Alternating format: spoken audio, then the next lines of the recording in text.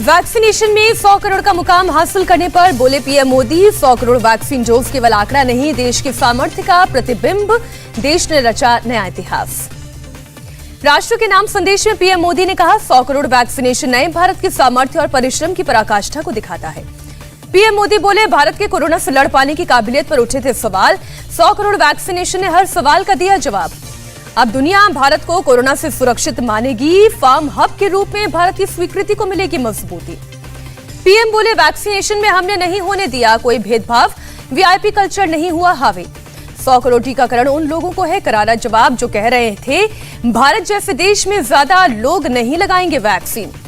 PM Modi ने vaccination मुहिम की कामयाबी का बताया राज, कहा कोरोना के खिलाफ लड़ाई में जन भागीदारी को पहली ताकत बनाया। पीएम ने राष्ट्र के नाम संदेश में वैक्सीनेशन की चुनौतियां बताई, मैन्युफैक्चरिंग से लेकर दूर दराज के इलाकों में वैक्सीन पहुंचाना था भागीरथी काम। एक साल में निराशा का माहौल उत्साह और उमंग में बदला, पिछली बार दिवाली में तनाव था, इस बार विश्वास का भाव। पीएम ने अभी भी लोगों को सतर्क रहने की दी सलाह, कहा कवच कितना भी आधुनिक हो, युद्ध जारी रहने तक हथियार नहीं डाले जाते। प्रधानमंत्री नरेंद्र मोदी ने चेंज की ट्विटर अकाउंट की प्रोफाइल पिक्चर, लगाया 100 करोड़ वैक्सीनेशन का पोस्टर। पूरे देश में थमी कोरोना की तेज रफ्तार, एक दिन में 15,786 नए पॉजिटिव केस, 24 घंटे में 231 लोगों की मौत। वैक्सीनेशन में 12 करोड़ 32 लाख वैक्सीन डोज लगाकर उत्तर प्रदेश नंबर 1, महाराष्ट्र 9 करोड़ 39 लाख से ज्यादा डोज लगाकर दूसरे नंबर पर। मॉस्को में 28 अक्टूबर से 11 दिन के लिए बंद होंगे स्कूल, रेस्तरां और थिएटर, कोरोना के बढ़ते केसेस की वजह से फैसला। अमेरिका में सभी तीनों वैक्सीन के तीसरे डोज का रास्ता साफ, सरकारी पैनल सीडीसी ने की सिफारिश। एक्ट्रेस अनन्या पांडे से आज फिर पूछताछ करेगी एनसीबी, सुबह 11 बजे होना था पेश, अभी तक घर से नहीं निकली अनन्या। अनन्या से गुरुवार को करीब 2.25 घंटे हुई पूछताछ, आर्यन ड्रग्स केस के बारे में पूछे गए सवाल। एनसीबी ने अनन्या पांडे के घर से जब्त किया फोन और लैपटॉप। क्रूज ड्रग्स केस में पकड़े गए आर्यन खान समेत सभी 8 आरोपियों की 30 अक्टूबर तक बढ़ी न्यायिक हिरासत, एनसीबी के स्पेशल कोर्ट ने बढ़ाई हिरासत। क्रूज ड्रग्स मामले में एक्शन में एनसीबी देर रात एक ड्रग तस्कर को हिरासत में लिया। ड्रग्स से संबंधित चैट में मुख्य आरोपी के तौर पर नाम आया। समीर वानखेड़े का जवाब, कहा नवाब मलिक के आरोप झूठे, कभी नहीं गया दुबई, अधिकारियों से मंजूरी लेकर गया था मालदीव। नवाब मलिक ने फोटो जारी कर समीर वानखेड़े पर झूठ बोलने का आरोप लगाया, कहा वानखेड़े दुबई के हयात होटल में रुके थे, 10 दिसंबर 2020 की बताई तारीख। एनसीबी के जोनल डायरेक्टर समीर वानखेड़े को महाराष्ट्र के मंत्री नवाब मलिक की धमकी, बोले साल भर में नौकरी जाएगी, जेल भेजे बिना नहीं रुकूंगा। नवाब मलिक की जेल भेजने वाली धमकी पर बोले समीर वानखेड़े, में जेल जाने से नहीं डरता, नवाब मलिक बड़े नेता, मुझे भेज सकते हैं जेल। नवाब मलिक को अपनी ही सरकार का नहीं मिला साथ। महाराष्ट्र के गृह मंत्री दिलीप वलसे पाटिल बोले, जांच का सवाल नहीं, केंद्रीय एजेंसी के जरिए काम कर रहे हैं समीर वानखेड़े।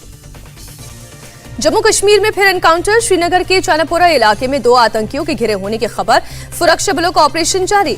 पुंछ में आतंकियों के खिलाफ सेना का अभियान जारी, आज सुबह काफी देर तक सुनाई दी गोलियों की जोरदार आवाज। जम्मू कश्मीर में एनआईए ने नए ठिकानों पर मारे छापे, आतंकी साजिश रचने से जुड़ा है मामला, लश्कर जैश और हिजबुल मुजाहिदीन हिंसक आतंकवादी घटनाओं में है शामिल। जम्मू कश्मीर के बारामूला में आईईडी बरामद, बम निरोधक दस्ते ने आईईडी को किया डिफ्यूज। भारत हाइपरसोनिक मिसाइल बना रहे चुनिंदा देशों में से एक, अमेरिकी कांग्रेस की स्वतंत्र रिपोर्ट से खुलासा हुआ। पाकिस्तान की उम्मीदों को लगा फिर एक झटका, एफएटीएफ की ग्रे लिस्ट में ही रहेगा पाकिस्तान, टेरर फाइनेंस पर नकेल नहीं कसने का आरोप। एफएटीएफ की लिस्ट में जॉर्डन, माली और तुर्की भी शामिल किए गए, ये सभी देश एफएटीएफ के साथ कार्य योजना पर सहमत हुए। बॉर्डर पर चीन को मुंहतोड़ जवाब देने की तैयारी, असम से सटे चीन, बॉर्डर पर पिनाक मिसाइल और smart multi rocket launch system की तैनाती।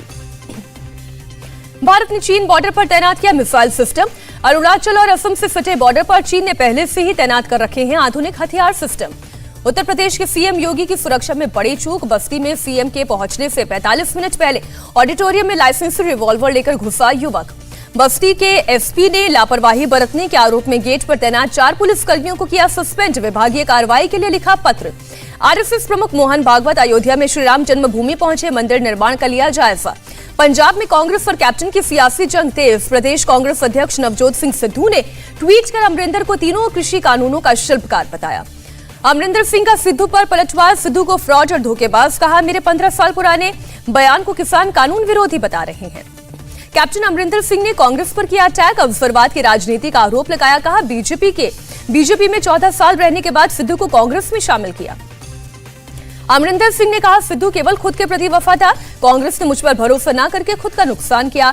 सिद्धू को फिर बताया अस्थिर आदमी। दिल्ली में आज राहुल गांधी से मिलेंगे गुजरात कांग्रेस के नेता। प्रदेश अध्यक्ष के चयन से पहले करेंगे बातचीत। महिलाओं को 40% टिकट के बाद प्रियंका गांधी का नया ऐलान। यूपी में सरकार बनी तो 12वीं की सभी छात्राओं को देंगे स्मार्टफोन। प्रियंका गांधी ने कहा, ग्रेजुएशन कर रही छात्राओं को इलेक्ट्रॉनिक स्कूटी देंगे। प्रियंका बोली, छात्राओं ने पढ़ने और सुरक्षा के लिए स्मार्टफोन जरूरी बताया था।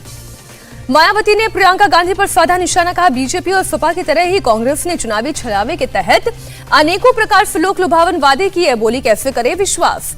यूपी सरकार के मंत्री उपेंद्र तिवारी का बयान, 95% लोगों को तेल की जरूरत नहीं, केवल अमीर लोग 4 व्हीलर्स पर चढ़ते हैं। उपेंद्र तिवारी की अजीबोगरीब दलील, लोगों को वैक्सीन फ्री लगी, इसकी तुलना प्रति व्यक्ति आय से करेंगे तो तेल की कीमत सबसे कम। योगी सरकार के मंत्री उपेंद्र तिवारी के बयान पर बोली शिवसेना सांसद प्रियंका चतुर्वेदी, कहा, महंगाई की मार से जनता त्रस्त है और ये लोग मस्त हैं, आम लोगों की तकलीफों से दूर हैं। योगेंद्र यादव को संयुक्त किसान मोर्चा ने 1 महीने के लिए किया सस्पेंड। लखीमपुर हिंसा में मारे गए बीजेपी कार्यकर्ता के घर गए थे योगेंद्र यादव। दिल्ली में फिर 35 पैसे बढ़े पेट्रोल और डीजल के दाम। दिल्ली में पेट्रोल 107 रुपए के करीब, 1 लीटर डीजल 95 रुपए 62 पैसे का। डीजल के दाम बढ़ने का सब्जियों पर भी असर। दिल्ली के आजादपुर मंडी में सब्जी विक्रेताओं ने कहा, बारिश के अलावा तेल महंगे होने से भी बढ़ रहे हैं सब्जियों के दाम। इंडिया टीवी हर वक्त हर जगह डाउनलोड करने के लिए सर्च करें India TV news Google play store या ऐप स्टोर पर।